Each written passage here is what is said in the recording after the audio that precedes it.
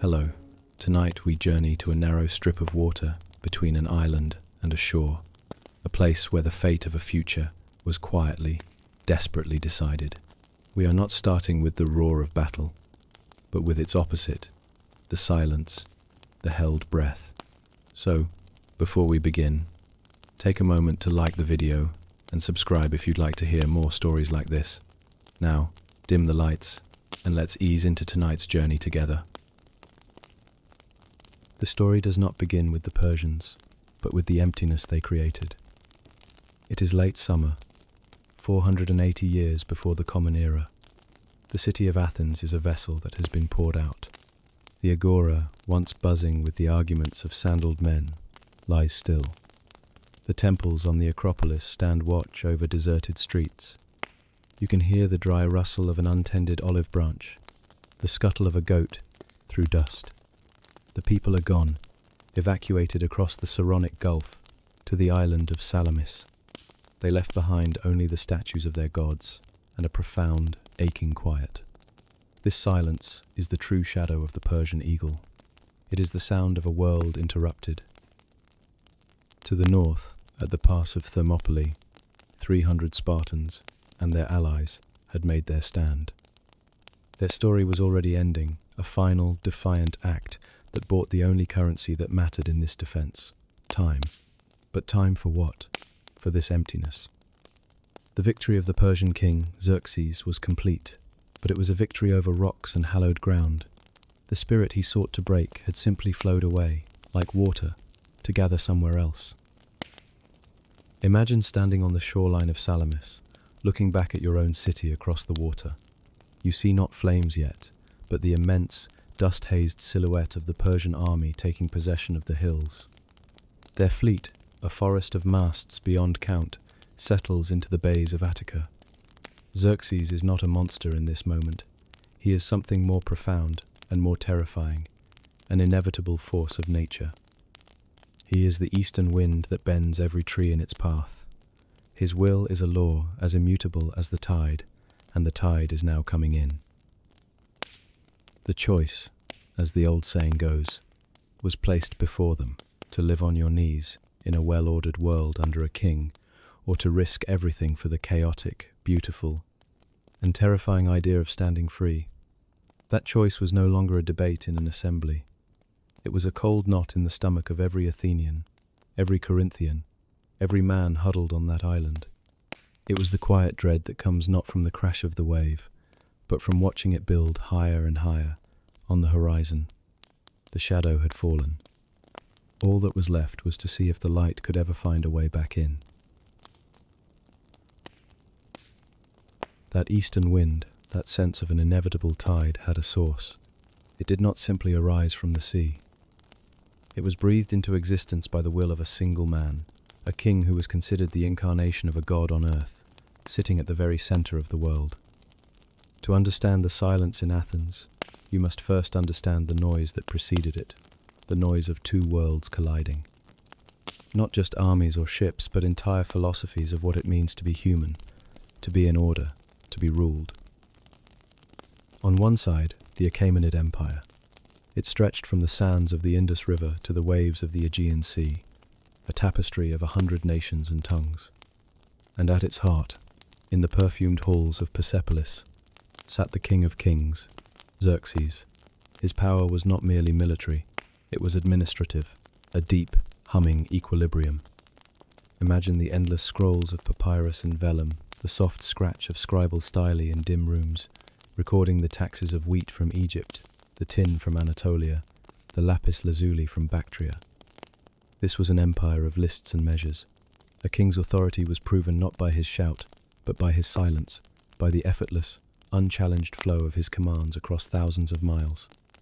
His messengers rode the royal road, a marvel of logistics that bound the empire's limbs to its single, thinking brain. When Xerxes decided to punish Athens for its involvement in a revolt years before, he did not simply call for soldiers. He called for engineers, for quartermasters, for surveyors. For years, canals were dug, bridges of boats were painstakingly lashed across the Hellespont, and supply depots were established along the march from Sardis. It was the motion of a continent, slow, deliberate, and breathtaking in its scale. The army that descended into Greece was said to drink rivers dry. This was not an invasion. It was the earth itself, obedient to its master, shifting westward. Contrast this with the world it sought to subdue. There was no Greece as a single political entity. There was only Hellas, a shared language, a constellation of gods, and a rugged, mountainous landscape dotted with fiercely independent city-states, the polis. Where Persia was a single, grand tapestry, Hellas was a mosaic, each piece sharp-edged and complete unto itself. Sparta, a locked-in military machine ruled by twin kings and a council of elders, its society a fortress of discipline. Corinth, a bustling, wealthy crossroads of trade. Aegina, a naval rival. And Athens, the most restless of them all. Just a generation before Salamis, Athens had undergone a revolution not of blood but of ideas. The reforms of Cleisthenes had given birth to democratia, the rule of the people. It was a system born in argument. In the Athenian assembly on the Pnyx Hill, thousands of citizen men would gather to shout, debate, cajole, and vote on everything from grain prices to declarations of war. It was chaotic, profoundly inefficient, and utterly intoxicating. Freedom here was not the freedom from want, as in the ordered Persian state, but the freedom to speak, to disagree, to participate. It was a constant, beautiful, and often maddening argument. This was the clay from which the defender of this world would be formed, a man named Themistocles. If Xerxes was the patient, calculating mind of a continent, Themistocles was the nervous system of a single, brilliant, and desperate city. He saw the future when others were still clinging to the past. Years before Xerxes' army stirred, Themistocles had interpreted a cryptic oracle from Delphi not as a prophecy of doom, but as a command to trust in wooden walls. While others argued this meant a palisade around the Acropolis, Themistocles convinced Athens it meant ships, a navy. Using a sudden windfall of silver from the mines at Laurium, he spearheaded the construction of a fleet of 200 triremes, the sleek, fast, and deadly galleys that would become the saviours of Greece. He was not a nobleman from an old family. He was a new man for a new kind of warfare, a politician whose vision was etched not in stone, but in the pitch and timber of hulls. He understood that Athens' power and its freedom now lay on the water. While the Spartan mindset was rooted in the hoplite phalanx, the solid wall of shields on land, Themistocles thought in currents, straits, and the maneuverable potential of the triremes bronze ram. He was architecting a future no one else could fully see, building the only tool that could possibly make a crack in the monolithic advance of Xerxes. These two worlds, these two concepts of power, now faced each other across the Aegean. One saw the world vertically, a great chain of being with a god-king at its pinnacle, and all subjects in their divinely appointed place beneath him. Order flowed from the top down, as natural and as expected as water finding its level.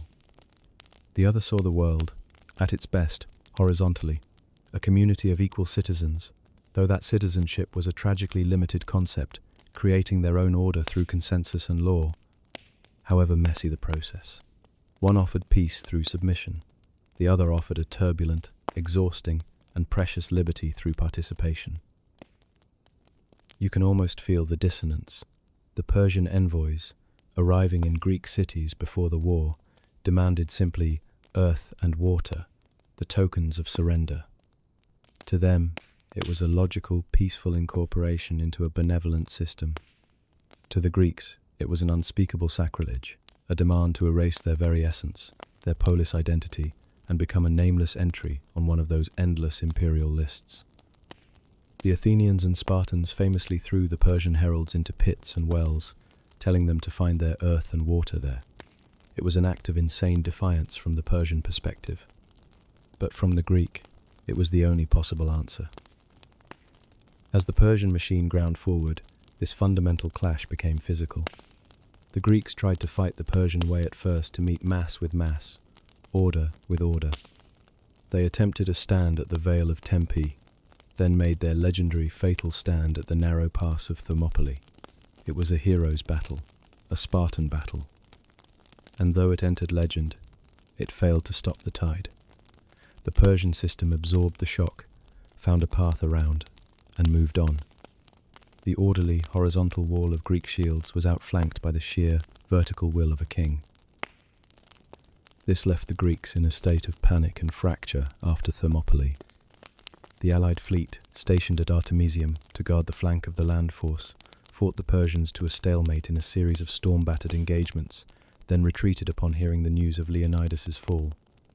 They sailed south, down the Euboean Strait, past an abandoned Attica, to the final defensive anchor, the Bay of Salamis. Here, the mosaic of Hellas threatened to shatter. The Peloponnesians, the Spartans, Corinthians, and others wanted to retreat further, to fall back to the Isthmus of Corinth and build a wall, sacrificing Athens entirely to save their own peninsula. The Athenian fleet, the largest contingent, was now homeless, its city occupied, its people refugees on Salamis. The great, fractious argument of Greek freedom was reaching a crescendo of despair and mutual accusation. It seemed the Persian model of top-down command was about to win not by battle, but by exploiting the inherent chaos of its opponents. The stage was now tragically set. On one side, the unified monumental force of Xerxes, a king so confident of his victory that he had brought a throne of marble to be placed on the slopes of Mount Aigaleos, overlooking the Salamis Strait, so he might watch the destruction of the Greek navy as one would watch a play. On the other, a battered, bickering alliance of city-states, their homeland overrun, led by a Spartan admiral, Eurybiades, who was unsure of his strategy, and an Athenian politician, Themistocles, who was clinging to a single, desperate plan that hinged on the very geography of the narrow waters before them. Two kings, in a sense, faced each other. One wore a royal tiara, the other wore the desperate, calculating look of a man who has staked everything on one last clever throw of the dice. The wind from the east was blowing steadily. But in the narrow strait, winds can shift, and currents can turn in upon themselves. The throne was in place. From the high slopes of Mount Aigaleos, across the narrow Salamis channel, Xerxes could look down upon the entirety of his next conquest. His fleet, perhaps 1,000 ships strong, filled the harbours of Phaleron and Piraeus on the Attic mainland. Their forest of masts, their forest of oars, was a sight meant to drain hope from any who beheld it. On the island, the Greeks were trapped, or so it seemed. The Persian strategy was now one of patient containment. The army held Attica. The fleet blocked the seaward exits. The noose was laid, and all that was required was to let the Greeks within it struggle, argue, and despair until they surrendered or fell apart. The final act was not to be a charge, but a slow, suffocating squeeze, and so the waiting began. For the Greeks, crammed into the narrow strait between Salamis and the mainland, this was the most agonizing phase of all. The frantic motion of retreat was over. The adrenaline of immediate peril had faded, replaced by the cold, gnawing reality of their position. They were cornered. The triremes, over 300 of them, were beached or anchored along the eastern shore of Salamis, their crews spilling onto the narrow strip of land. Here, they mixed with the terrified refugees from Athens and other towns, women, children, the elderly, all huddled under makeshift shelters, their eyes hollow with fatigue and fear.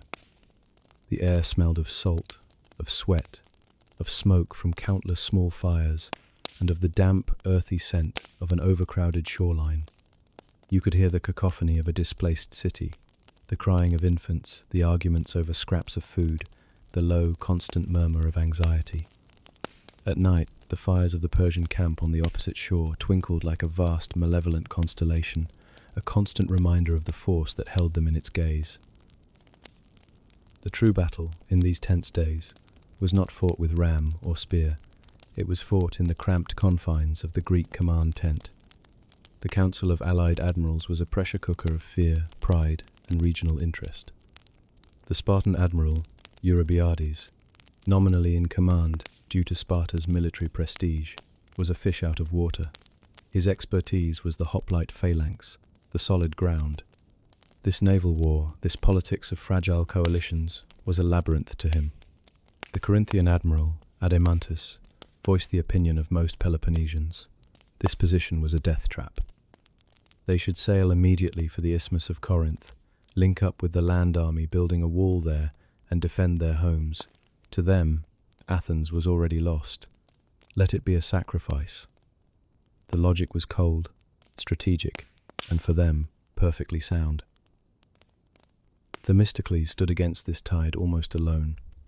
His entire life's work, his vision of an Athenian naval destiny, was anchored here, in this very strait. He knew that to sail for the open Saronic Gulf, to attempt to break out past the Persian fleet, would be suicide. Their unity would shatter the moment they left the channel.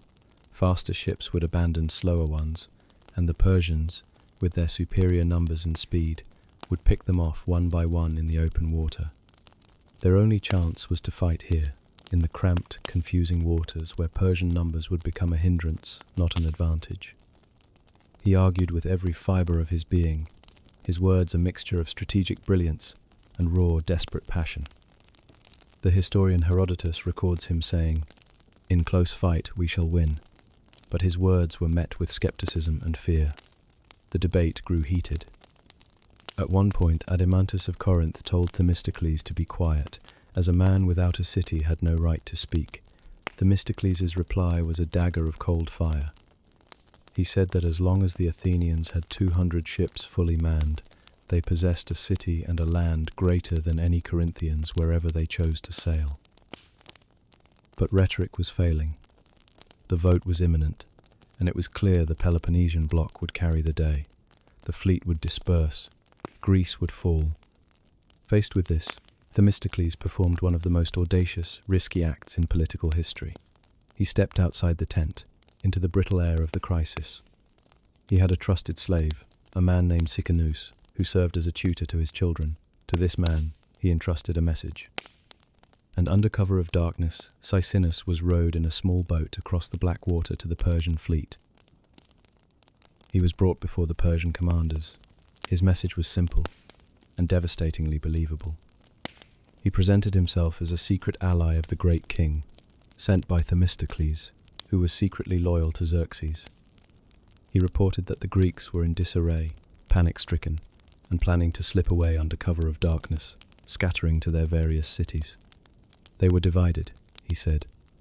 Now was the moment. If the Persian fleet moved quickly to block the western exits of the Salamis Strait, they could catch the entire Greek force in a perfect net, like fish in a weir. The Greeks would be annihilated in their confusion.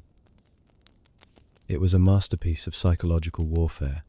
It played perfectly on Persian assumptions that the Greeks were inherently fractious, that they were cowards who would flee, that they could be bought or turned. The Persians took the bait. They acted with immediate, disciplined efficiency. That very night, the Egyptian contingent of their fleet was sent on a long, quiet circuit to block the western exit from the Salamis Channel, the route to Megara and the Isthmus. The main body of the fleet, rowing with muffled oars, began to move into position at the eastern mouth of the strait. They did not attack. They simply formed a silent, vast cork in the bottle. Their intention was to wait for dawn, to let the Greeks wake and see themselves completely surrounded, their escape route sealed. They wanted to watch the hope drain away before the first blow was struck. Back on Salamis, the Greek commanders, unaware of the Persian movements, finally took their vote. As Themistocles had feared, the decision was made. The fleet would sail for the Isthmus that very night. The orders were given. Men stumbled from their blankets, grumbling and weary, and began to prepare their ships for departure. The quiet harbour became a scene of organised chaos in the moonless dark, the creak of wood, the soft splash of oars being fitted, the low curses of triremes. A tense, gloomy determination settled over them. It was a retreat, but at least it was action, an escape from this suffocating trap. It was then that a second, unexpected player entered the stage. Aristides the Just, an Athenian political rival of Themistocles who had been exiled from the city, arrived on Salamis. He had crossed the Persian lines at great personal risk to rejoin his people in their hour of peril. He found Themistocles first, away from the command tent. In the darkness, with the sounds of preparation all around them, Aristides delivered the news. He had seen it with his own eyes from a hidden vantage point. The Persian fleet was not resting, it was moving. The entire eastern exit was now blocked by their ships, and he had heard from a captured crew that the Egyptians had sealed the west. There would be no breakout. The Greeks were not leaving a trap, they were already sealed inside it. Themistocles did not feign surprise. He revealed his gambit to Aristides. He had sent the messenger to provoke exactly this response. Now, he said, the Greeks would have to fight, whether they wished to or not. It was no longer a choice. It was a necessity. He asked Aristides to go to Eurybiades himself and report what he had seen, so the news would come from a respected, sober source known for his unimpeachable honesty, not from the cunning Themistocles. When Aristides stood before the Spartan admiral and the other leaders, their plans for evacuation already in motion, and delivered his report, the effect was electric. The argument was over. The fear of being caught at sea in a disorderly retreat was now greater than the fear of fighting in the Strait. The choice had been taken from them. Themistocles' deceit had forced unity upon them. They would stand and fight at dawn. Now, the waiting took on a different quality. The frantic preparation for flight ceased. Orders were countermanded. The men were told to eat, to rest, to prepare their weapons and their minds for a battle at first light. The night grew deeper, quieter, but humming with a new kind of tension. Imagine being a rower on one of those triremes, a free citizen of Athens, or a metic, or a slave who pulled an oar. You have just spent hours preparing to row for your life into the open sea, only to be told now that you will row, instead, into a wall of enemy ships in a channel you cannot escape. The uncertainty was gone, replaced by a dreadful clarity. There was no if anymore, only when. You would look across the ink-black water, seeing nothing but the distant, flickering Persian campfires. You would hear the occasional sound from their fleet, the groan of a hull, the low call of a watchman. The air was cool, the autumn stars unbearably sharp and bright above the silhouette of the mountains. You would think of your family, huddled somewhere on the island behind you. You would grip the smooth wood of your oar, feeling the familiar calluses on your palms. You would wait, with the entire history of your people and your way of life resting on the skill of your arms and the courage of the man commanding your ship. The waiting was no longer passive. It was a coiling, a gathering of will. The night held its breath, and an entire civilization hovered on the edge of a knife, in the silence between the trick and its consequence. Dawn was still hours away, a pale promise on the far side of a long, dark, and unknowable night. Dawn did not come with a crash. It seeped into the world, a slow, grey dilution of the star-flecked black. A mist clung to the water, softening the lines between sea and shore, between friend and foe. On the slopes of Mount Aegaleos, the royal retinue would have been arranging themselves around the marble throne, their eyes straining to pierce the haze. On Salamis, the Greeks stood to their ships, in a silence that was not calm, but dense with anticipation. The order to embark had been given quietly. There were no triumphant shouts, no blaring of horns. Just the soft mass sounds of thousands of men moving with a grim purpose, the scrape of sandals on pebbles, the low murmur of triarchs calling their crews, the rhythmic thump of oars being shipped. The ships were pushed from the shore, their hulls whispering through the shallows before settling into the deeper, colder water of the channel. They formed up, not in a grand line, but in a staggered order within the bottleneck of the strait, their backs to the island town of Salamis, facing the open water to the east, where the mist was thickest.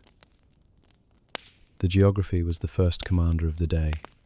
Picture the battlefield not as an open sea, but as a constricted corridor.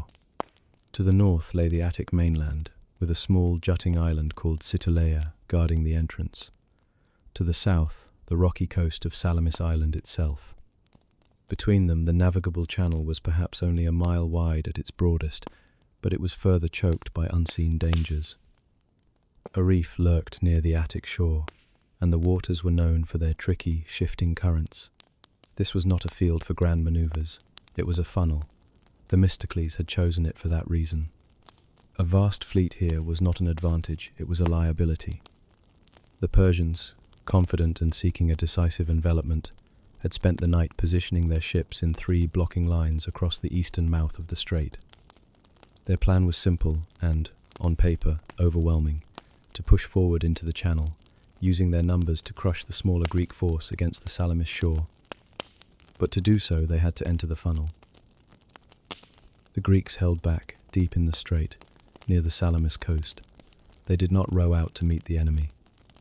They waited, like a man standing just inside a narrow doorway, forcing his larger opponent to squeeze through to reach him.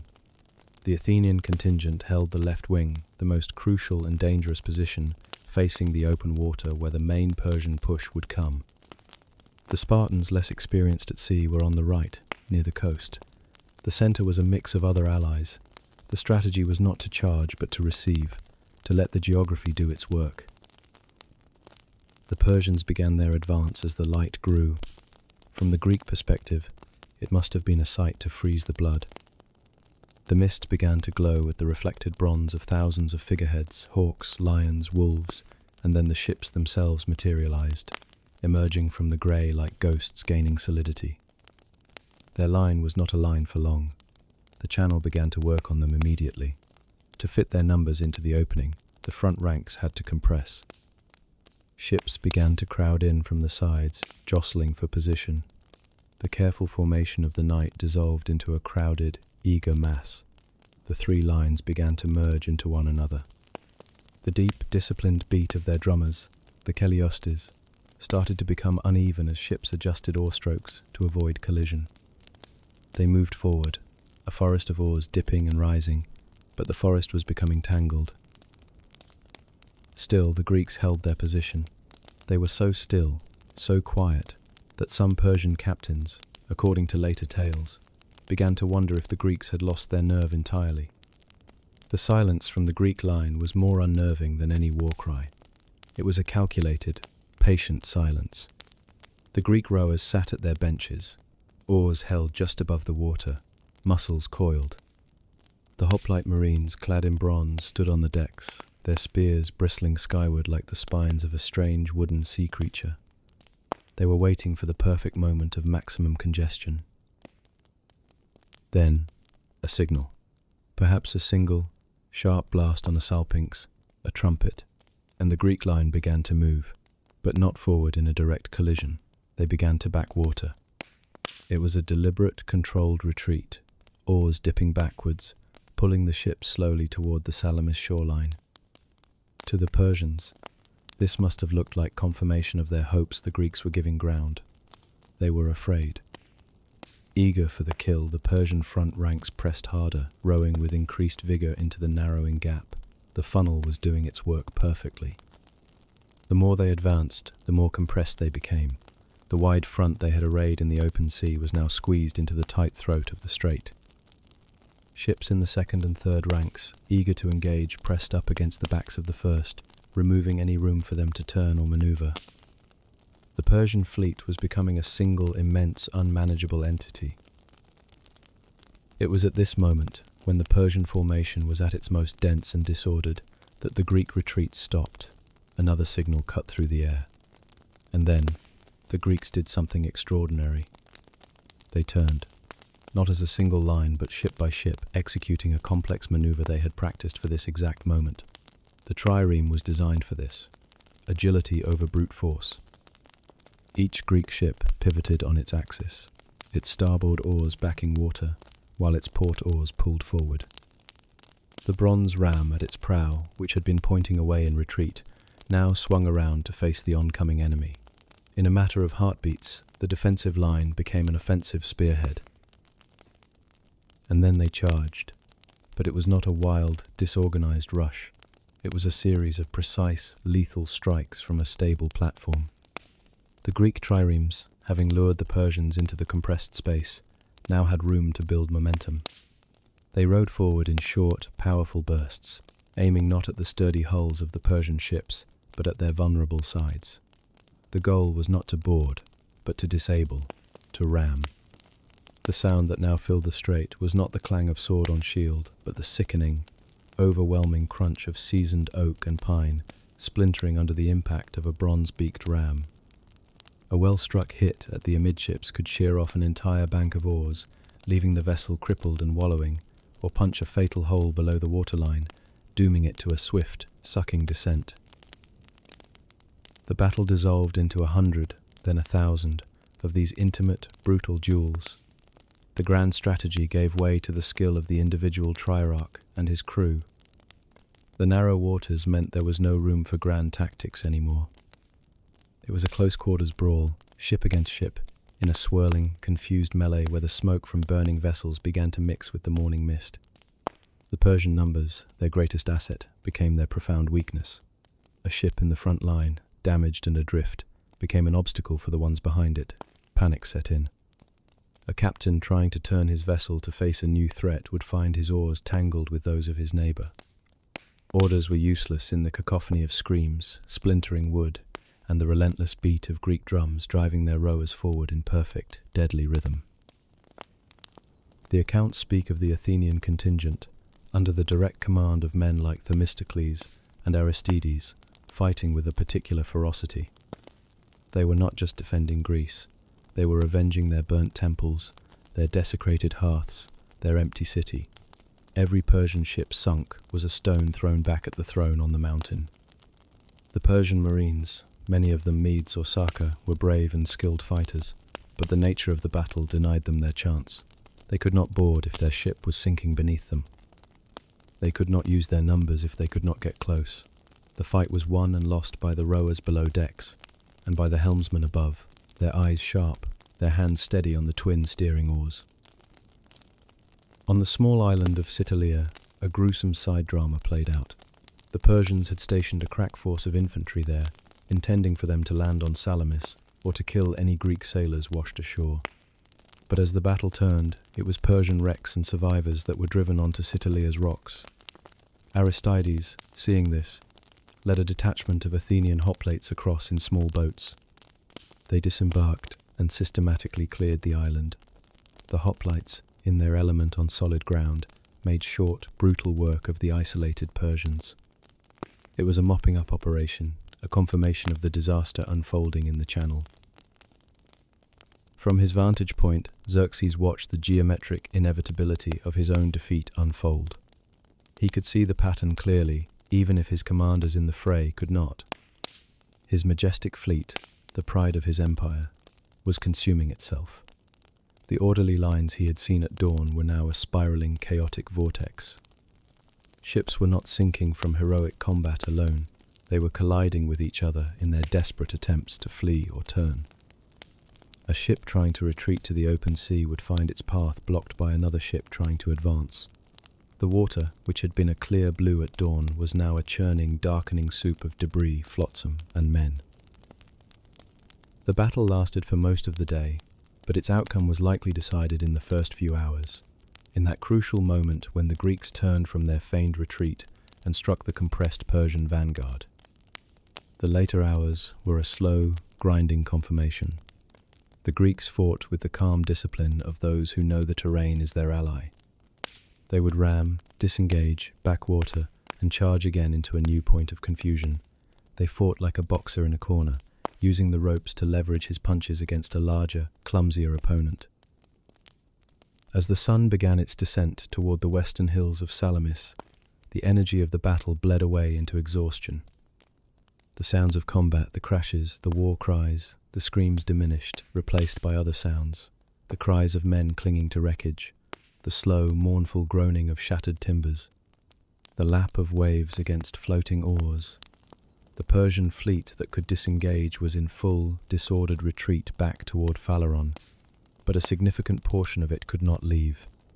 It remained in the strait, as broken fragments or as captured prizes being towed by victorious Greek crews toward their shore. The waters had narrowed, not just physically, but metaphorically. They had narrowed the options of an empire to a single, humiliating course, withdrawal. They had narrowed the future of a continent down to a single, fragile but now possible path. The clash of arms was over. The strategic vision of Themistocles, the patient manipulation of space and expectation, had reached its violent, successful conclusion. The funnel had done its work. The great wave of the east had surged into the narrow inlet, and there, meeting the unyielding rock of a desperate, clever defence, it had broken itself to pieces. Now, as the smoke began to drift and settle on the darkening water, there was only the aftermath, and the quiet, stunned realization of what had just passed. The night after the battle was not a time for rest. It was a time of slow, painful motion in the dark. On the Greek shore, men worked by the flickering light of torches and watchfires, hauling damaged triremes onto the sand, searching the shallows for wounded comrades whose cries echoed across the water. The sounds were hushed, functional, the grind of wood on gravel, the low instructions of the carpenters assessing hulls, the murmured prayers for the dying.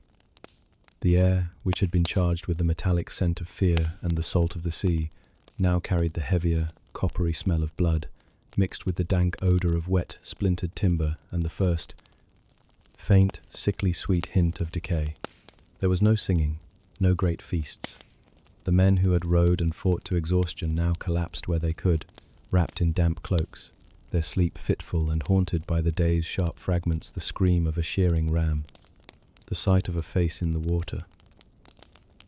Across the strait, on the Attic mainland, the Persian camp was a hive of a different kind of activity, tense, urgent, and shrouded in the fear of royal displeasure. Messengers moved quickly between tents. The surviving admirals, those who had made it back, would have stood before their king with heads bowed, recounting the incomprehensible, how the sea itself had turned against them, how order had dissolved into a chaos that consumed its own. The losses were not yet counted, but the scale of the disaster was palpable in the empty spaces of the anchorages, in the long, grim lines of wounded being carried from the beached wrecks. The Grand Fleet, the symbol of imperial reach, was maimed. Dawn of the next day did not bring clarity so much as it revealed the full, sobering canvas of the aftermath. The mist returned, a soft, grey shroud that slowly lifted to unveil the strait, and what it revealed was a transformed world. The water, usually a deep, clear blue, was a muted, bruised colour, littered as far as the eye could see. It was carpeted with the flotsam of a shattered armada.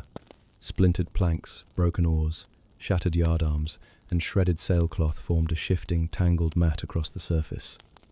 Here and there, the swollen, pale forms of the dead drifted slowly in the current, their clothing billowing around them like strange seaweed.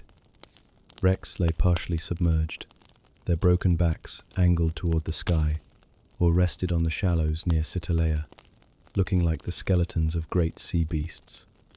The sheer quantity of debris was the most immediate, visceral fact. It was a physical testament to the violence of the previous day, a violence that had been strategic and almost geometric from a distance, but was now laid bare in its raw, human, and material cost. On Salamis, the Greeks emerged from their makeshift camps and stood at the water's edge. They did not cheer. They stared, in a collective, profound silence. It was a stillness born of disbelief, of emotional and physical exhaustion so deep, it left no room for jubilation. For weeks, they had lived under the shadow of an inexorable force. They had been refugees, their cities occupied, their future a choice between slavery or annihilation. And now, that force was broken. The reality was too large to process immediately. The relief when it came was not a shout, but a slow, deep exhalation that seemed to pass through the entire crowd. Some men sank to their knees in the sand. Others embraced wordlessly, their faces not grinning, but simply slack with the release of an unbearable tension. They had expected to die. They had not expected to win. The practical mind soon reasserted itself. The Greeks, fearing a renewed attack, formed their remaining ships into a battle line once more. But as the hours passed and the Persian fleet remained inert in its harbours, the truth dawned. There would be no second day of battle. The enemy was broken. Work parties began the grim but necessary task of clearing the water. They rowed out in small boats, not to fight, but to recover. They pulled living survivors, both Greek and Persian, from the wreckage. They retrieved the bodies of their own for proper rites. They also began the work of salvage, towing any Persian ship that could be repaired into their own fleet as a prize of war. The scale of the plunder, from beached ships and from the captured camp on Citalia, was staggering. Gold and silver vessels, rich tapestries, fine weapons, the portable wealth of an imperial elite who had come to watch a victory parade, not a defeat. For Xerxes, watching from his throne, the morning light revealed a nightmare. His magnificent view was now a panorama of ruin. The silence from the Greek side was more devastating than any paean of victory would have been. It spoke of a confidence so complete it no longer needed to voice itself. The immediate, terrifying thought for the great king was not just the loss of the fleet, but the threat to his own person. The bridge of boats across the Hellespont, his lifeline to Asia, now felt terribly vulnerable. If the triumphant Greek fleet sailed north, they could sever it, trapping him and his enormous army in a hostile continent. Panic, that great democratizer, began to infect the Persian high command. The decision was made with swift, self-preserving logic. The fleet would provide a guard for the army's retreat. Xerxes himself would not stay. He would leave immediately for the Hellespont with a corps guard, taking the fastest route home. The bulk of the army would retreat overland, back through Thessaly and Macedon, under the command of his general, Mardonius, who would winter in Thessaly and resume the campaign in the spring. The retreat began with a haste that bordered on rout. The throne was dismantled, the royal tents came down, the courtiers and harem prepared for a journey that was now a flight. For the common Persian soldier, the sight of the great king abandoning them was a shattering blow to morale. The aura of divine invincibility had been punctured. The army that had marched in such splendid, terrifying order now prepared to march back in a very different spirit. On Salamis, as the reality of victory solidified, the Greeks held a council. Themistocles, the architect of the triumph, is said to have proposed a daring plan to sail immediately to the Hellespont and destroy the pontoon bridges, to truly trap the Persian king. But the Spartan Eurybiades, ever cautious, and the other Peloponnesians, ever focused on their own immediate defense, vetoed it. They argued, not without reason, that a cornered Persian army, with Xerxes himself in its midst, would fight with the desperation of a wild beast and could still inflict catastrophic damage. Better to let the snake retreat, they reasoned. The Persian land army, though still powerful, was now psychologically crippled and cut off from easy supply. The Greeks did not pursue. They remained at Salamis, watching, as over the next days, the evidence of the Persian withdrawal became unmistakable. The forest of masts in Phaleron Bay thinned, then vanished, sailing north to escort the king. The camp on the slopes of Aigaleos dissolved. The occupation of Athens was over, as suddenly as it had begun. A few brave Athenian scouts, then larger parties, crossed the Strait and climbed the Acropolis. They found the temples looted and burned, a scene of desecration. But the city itself, its walls, its houses, its very earth, was still theirs. They could return. The cost, of course, had been paid. The quiet waters of the Strait had claimed thousands. For every triumphant trierarch, there was a family on Salamis, mourning a son or a father who would not return from the deck or the rowing bench. The victory was not clean, not without its deep personal scars. But as the days passed and the initial shock faded, a different feeling began to grow among the Greeks, particularly the Athenians. It was a sense of immense, gravity-defying possibility. They had stared into the abyss of total subjugation. They had been the homeless, the desperate. And through a combination of cunning, courage, geography, and sheer, staggering luck, they had not just survived, they had shattered the prime instrument of their enemy's power. The morning after was a threshold. On one side lay the recent past, a world where the power of a god-king seemed the ultimate, unanswerable law of history. On the other side lay a future that was suddenly, terrifyingly open. The shadow of the eagle had lifted, the eastern wind had stilled. What remained was a sea littered with the broken tools of empire, and on the shore, a people who were free to argue, to rebuild, and to wonder, in the new and fragile silence, what they might do next. In the weeks and months that followed, as the Athenians returned to the scorched stones of their Acropolis and began the slow work of rebuilding, the question must have hung in the air, unspoken but palpable. It was a question not of logistics but of meaning. What had they done? More precisely, what had they preserved? The immediate answer was simple: their lives, their homes, their right to govern themselves. But as the dust settled and the seasons turned, a deeper, more profound contemplation must have taken root. They had not just won a battle, they had defied a logic. They had proven that the will of a free citizen, however chaotic, could stand against the commanded obedience of an empire. And in that defiance, they kept a particular flame from being snuffed out. Not a guaranteed destiny, but a fragile, flickering possibility. The victory at Salamis did not end the war. The Persian land army under Mardonius remained in Thessaly, a potent threat. The next year, 479 BC, would see the final decisive Greek victory at the Battle of Plataea, where the Spartan hoplite phalanx, on land it had chosen, would crush the Persian infantry. But Salamis was the pivot. It broke the naval arm that supplied and supported the invasion force. It shattered the myth of Persian invincibility and sent the King of Kings fleeing in fear. Most importantly, it gave the Greek alliance the confidence, the breathing room, and the strategic initiative to see the struggle through. Without Salamis, there likely would have been no Plataea. The Peloponnesian wall at the isthmus would have been flanked by the Persian fleet. The alliance would have fractured, picked off city by city. The flame would have guttered and died under the wind from the east. So, what was this flame? It was not a monolithic Western civilization, as we might simplistically imagine it today, a destined inheritance passed like a torch. The Greeks of the time had no such grand concept. What they had was a set of practices, of habits of mind and community that were peculiar, local, and intensely vulnerable.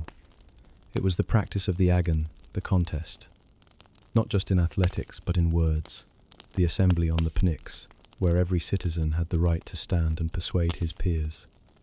The law courts, where citizens argued their own cases before juries of their peers. The theatre of Dionysus, where playwrights like Aeschylus, who himself fought at Marathon and likely witnessed Salamis, would soon stage tragedies that questioned divine justice, human law, and the very nature of power. It was the philosophers in the marketplace, questioning the nature of the cosmos not by appealing to royal decree or sacred text, but through observation and reasoned debate. This was the fragile ecosystem that Salamis gave a chance to survive. Let us consider, for a moment, the alternative. Imagine if the Persian triremes had broken the Greek line that autumn morning. Imagine the fleet destroyed, the refugees on Salamis captured or slaughtered, the Peloponnesian allies suing for terms. A Persian peace would have been imposed. It would not have been a genocide. The Achaemenid Empire was sophisticated. It did not obliterate cultures, it administered them. Local elites would have been co-opted. Tribute would be paid.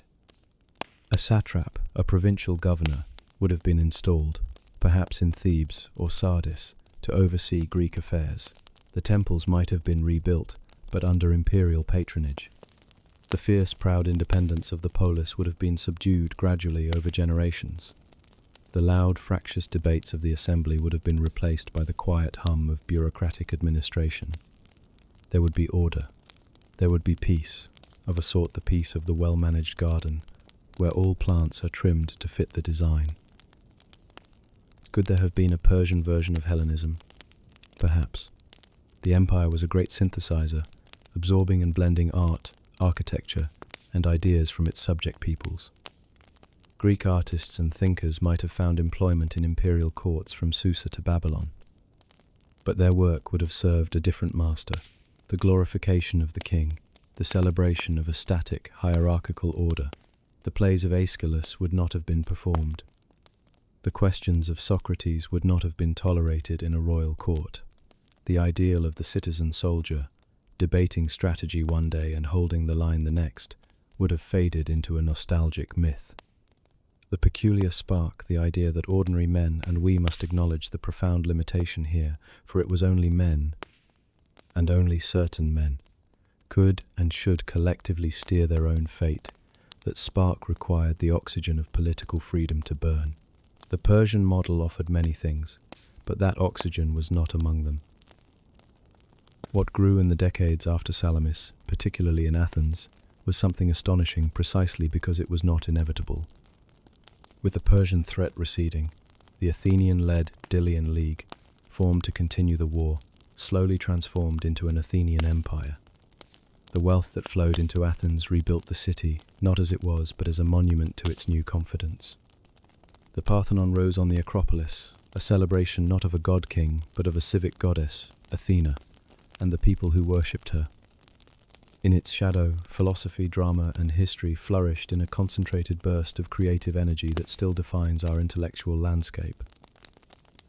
Think of the historian Herodotus, who wrote the Histories, the first major narrative inquiry into the causes of war, framing the conflict as an eternal struggle between East and West, slavery and freedom. His work is a direct product of the Salamis generation's need to understand what they had lived through.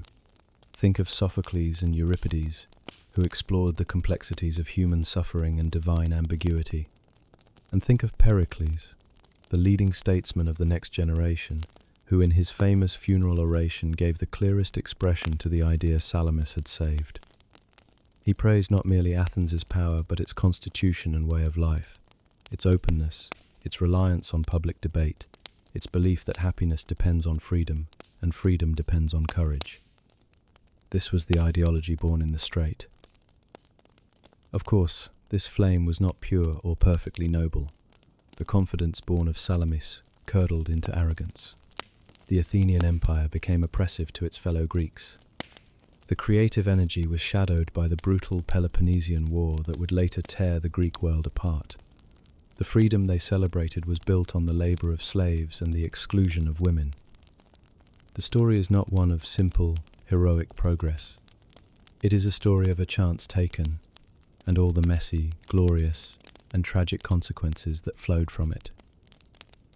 But the possibility was the crucial thing. Salamis did not guarantee that Socrates would teach Plato, or that Plato would teach Aristotle. It did not guarantee the library at Alexandria, or the translation of Greek texts into Arabic and Latin, or the Renaissance rediscovery of those ideas. What it did was keep the door open for that improbable chain of events to possibly begin. It ensured that the experiments conducted in the small, intense laboratory of the Athenian polis would not be terminated by an external authority. Their results for good and for ill would be recorded, debated, and passed down. The path Europe, and by extension the wider world influenced by it, eventually took was not the only path. It was a branching, twisting, often bloody path, but running through its core is a persistent thread, the idea that authority can be questioned, that truth can be sought through argument and evidence, that the individual has a voice in the community. These ideas are not exclusively Greek, and they have taken countless forms, but their most famous early articulation and experimentation happened in that post-Salamis world. So, when we ask what was saved, we are not speaking of a treasure chest passed hand to hand through the ages. We are speaking of a seed, a very specific and fragile seed, that was not crushed under the boot of an imperial army. It was allowed to fall into the soil of a ruined city, to be watered by the tears of widows and the sweat of builders, and to grow in its own strange, tangled, and powerful way. The men on the ships that morning were not fighting for philosophy or drama. They were fighting for their homes, their families, their very next breath. But in doing so, they fought for the preconditions that make philosophy and drama possible. They fought for the right to have a future that was unknown, uncharted, and theirs to shape however imperfectly. They bought with their courage and their cunning the most precious commodity, a tomorrow where the great, beautiful, and terrifying argument could continue. And as the last of the wreckage was cleared from the Strait, that argument, quieter now but more confident, was just beginning again. Today, the Strait of Salamis is quiet. The water is a placid blue under the Attic sun, crisscrossed by the wakes of modern ferries and pleasure boats. The shores are built up, dotted with towns and marinas. If you were to sail through it, you would see no hint of the ancient chaos, no ghostly triremes in the depths. The geography, though, remains. The narrowing channel is still there, the pinch between the island and the mainland. The mountains still stand where Xerxes placed his throne. The space itself is a silent vessel, holding the memory of that autumn day. History often feels like a story of vast, impersonal forces of empires, economies, and climatic shifts. But if you listen closely to places like this, you can hear the echo of something more intimate, the human choice. The monumental turns are so often hinged on decisions made in fear and hope in the narrowest of places, both physical and metaphorical. Salamis was a narrow place. It was a constricted sea lane. But it was also the narrow margin between triumph and obliteration, the slim chance upon which Themistocles staked everything. It was the compressed moment in time when the arguments in a tent, the secret message in the night, the feigned retreat at dawn rippled outward to shape millennia. The aftermath of the battle flowed like a river from its source. Athens, its confidence forged in the fire of that victory, entered its golden age. The Parthenon rose. The tragedies were written. The philosophers asked their foundational questions. This Athenian project, for all its flaws and later hubris, became a touchstone. When the Romans conquered Greece, they were conquered in turn by its culture, preserving and transmitting its ideas. Centuries later, scholars in Baghdad and Cordoba would translate and comment on the Greek texts kept alive in Byzantine libraries. The Renaissance would reach back past the Middle Ages to re-embrace that classical spirit of inquiry. The Enlightenment would find in the ideals of Athenian democracy filtered, debated, and reformed a powerful inspiration. The chain is long and complex, with countless other influences and cultures adding their own vital links. But the first link, the one that allowed the chain to begin, was hammered out on the anvil of that strait. It did not have to be so. History is not a pre-written script. It is a landscape of branching paths, and for a moment in 480 BC, the path toward a homogenized imperial order seemed the widest, most trodden, and most logical. The other path, the one of fractious, independent city-states, was a precarious goat track along a cliff edge. The Battle of Salamis was the moment the Greeks did not slip. They held their footing, and in doing so, they kept that difficult, winding path open. They ensured that a particular set of questions about human potential and community would remain alive in the world, to be asked and re-asked in every generation.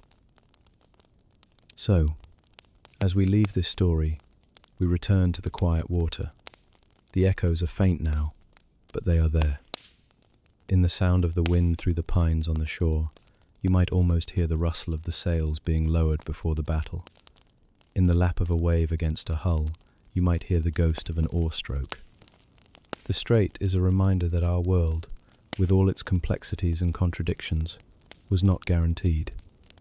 It was earned, and it was chosen, one desperate, courageous decision at a time, in a place no wider than a river. The men who stood there are long dust, their triremes have dissolved into the seabed. But the possibility they protected the fragile, beautiful, and burdensome possibility of self-determination, of speaking and being heard, of seeking truth without a king's permission, that did not dissolve. It passed, like a whispered secret, from that narrow place into the wide expanse of time. It reached through the centuries, past the thrones of 100 empires, to find its way to us. And as you drift off now, in the quiet of your own night, consider this. The most enduring forces in history are not always the loudest or the largest. Sometimes they are the quiet choices made in a tight spot, the echoes of which we are still, even now, learning to hear. Sleep now, and may your dreams find calm waters.